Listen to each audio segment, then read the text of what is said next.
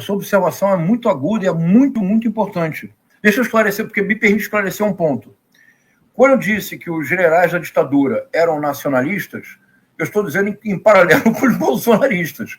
Porque se nós compararmos os generais da ditadura com os bolsonaristas, olha, a diferença é impressionante. Mas você tem toda a razão.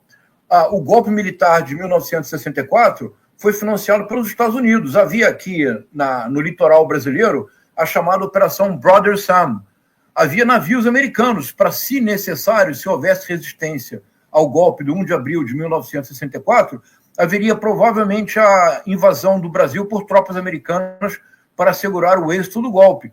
O golpe entre 1961 e 1964 foi financiado, sobretudo, para desestabilizar o governo João Goulart por dois institutos, dois think tanks, o IBAD, o Instituto Brasileiro de Ação Democrática, e o IPES, o Instituto de Pesquisa e Estudos Sociais. O IPES teve como primeiro e único presidente o general Goberido Couto e Silva, que deixa o IPES para fundar o Sistema Nacional de Informações, o Serviço Nacional de Informações, o temido SNI. E o que eles fizeram durante 3 anos foi produzir vasta propaganda anticomunista para desestabilizar o governo João Goulart. Então, sua observação é muito importante, Thalita.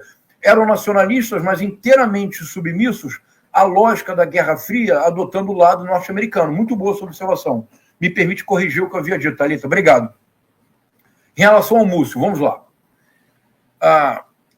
Aqui vocês sempre conversam com juristas. Eu pediria que vocês confirmassem com ele que eu direi agora, porque eu não sou jurista. Mas me parece, Thalita, que do ponto de vista de uma denúncia formal da Procuradoria-Geral da República, uma força não pode ser objeto de denúncia. Quer dizer, a denúncia precisa ser personalizada e a culpa individualizada. Por exemplo, se vocês abrirem aí de novo o relatório, Tiago, se vocês forem entre as páginas 269 e 272, mas se você vá para a página 270, por favor, Tiago. Página 270, é a antepenúltima página.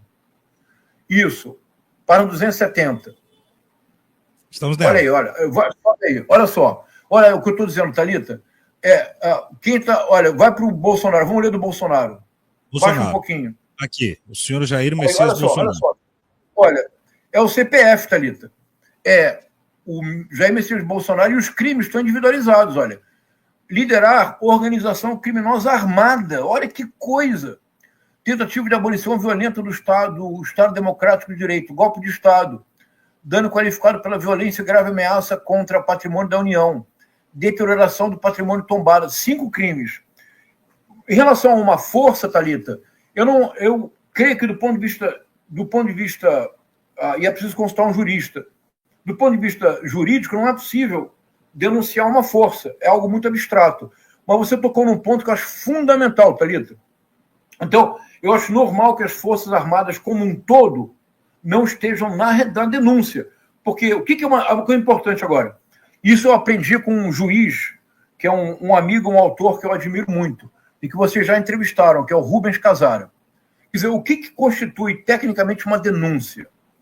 O procurador, que é quem apresenta a denúncia, a um juiz, no caso ao Supremo Tribunal Federal, ele precisa apresentar um conjunto de evidências da materialidade e da autoria do crime. Mas ele não apresenta exaustivamente as provas. As provas são apresentadas e avaliadas no julgamento. Na denúncia, que já é robusta, tem 272 páginas, tem a agenda do general Augusto Heleno detalhando o golpe. Tem transcrição de áudio, transcrição de WhatsApp. É um conjunto de evidências muito sólidas da materialidade e da autoria do crime. As provas são quase 1000 páginas que a Polícia Federal, se a primeira turma do Supremo receber a denúncia, a Polícia Federal encaminha as provas. E o julgamento é a análise das provas. Então, não há, por isso, Forças Armadas aí na denúncia. Mas você tocou num ponto fundamental, Thalita. E aqui eu vou seguir a lição de um historiador que talvez seja, junto com o historiador Carlos Fico, um dos maiores especialistas da história militar brasileira. O Carlos Fico, que é o professor titular do FRJ, é o grande especialista da ditadura. Tem um trabalho importantíssimo sobre a ditadura. e o Francisco Carlos Teixeira, que também é professor titular do FRJ, é absolutamente o mais importante conhecedor da história militar brasileira, e ele fez uma proposta recente que pareceria radical, mas que depois do que nós soubemos é necessária, que é justamente a modificação radical da formação dos futuros militares. Ele comentou, ele fez uma análise muito importante, dizendo que ele conhece muito bem, porque ele dá aula, deu aula na Escola Superior de Guerra, deu aula em várias instituições militares. E ele conheceu o comando dos Quides Pretos, que fica em Goiânia, fica em Goiás. E que ele conhecia o principal instrutor, um dos principais instrutores desse comando, que era literalmente um ídolo dos jovens oficiais que entravam para o comando dos Quides Pretos. Era um dos principais torturadores da ditadura, Thalita. O que esse cara vai ensinar?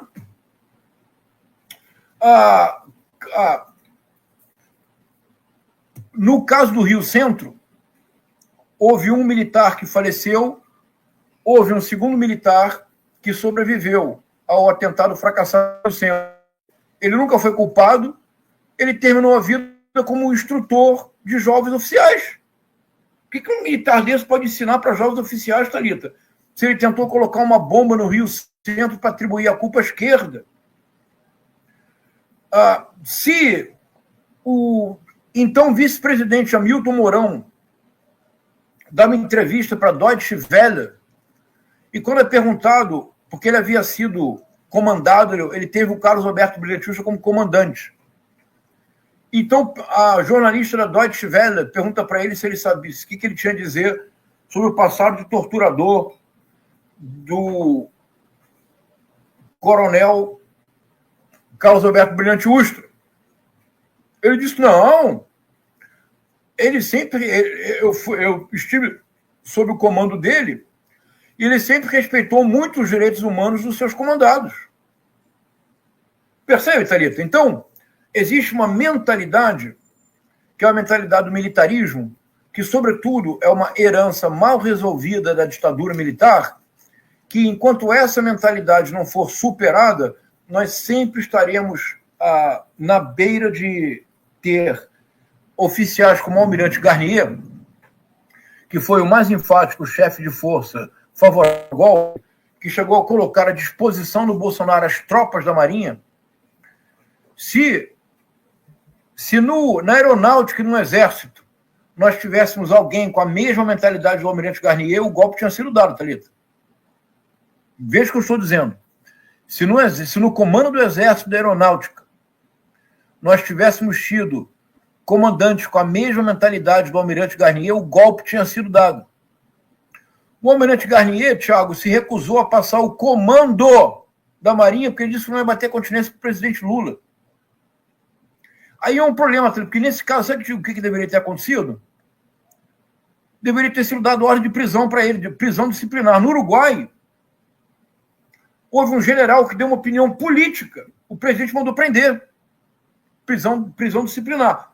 Prender, vamos esclarecer. Quando eu digo que o almirante Garnier deveria ser preso, está no regimento militar. É prisão disciplinar, Thalita.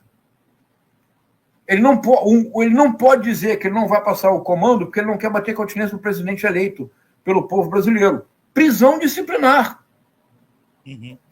Então, esse é o grande problema da democracia brasileira. O nosso nó górdio da democracia brasileira é o militarismo e é, sobretudo, a memória mal resolvida da ditadura militar. A anistia que eles pedem para o Bolsonaro, você disse algo muito importante, Thalita. Você disse que quando eles pedem anistia para o Bolsonaro, eles reconhecem que é crime. Porque, claro, você só pode pedir anistia se alguém tiver sido julgado, provas avaliadas, condenados em função da prova e presos. Aí você pede anistia. Você pedir anistia para quem você considera inocente é fazer o Brasil voltar a agosto de 1979, quando os militares impuseram uma chantagem à sociedade civil brasileira. Uma lei da anistia que efetivamente anistiava pessoas que haviam sido presas, torturadas, pessoas que sobreviveram ao cárcere ou exilados políticos. Esses foram anistiados porque eles haviam sido condenados. Mas a lei da anistia de 1979 foi produzida, sobretudo, não para anistiar presos políticos, mas para blindar o passado de crimes da ditadura militar.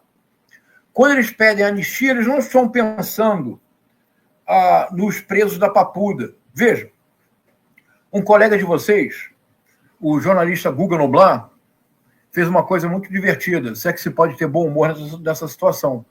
Há um dia atrás, ele foi no Congresso, vocês viram isso? Ele foi no Congresso? Foi maravilhoso, foi maravilhoso. E ele perguntou assim para os deputados bolsonaristas: o senhor deseja libertar os presos políticos da Papuda? Ele disse: claro que sim!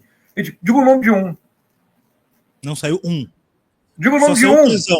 Só o Crezão que já morreu. Que infelizmente faleceu, é uma lástima. Solidariedade à família dele. Thalita, ele dizia: diz o nome de um preso político que você quer libertar da Papuda. É evidente que a anistia para eles é reeditar o modelo da ditadura de 1979 para tornar o Bolsonaro imune aos crimes que cometeu.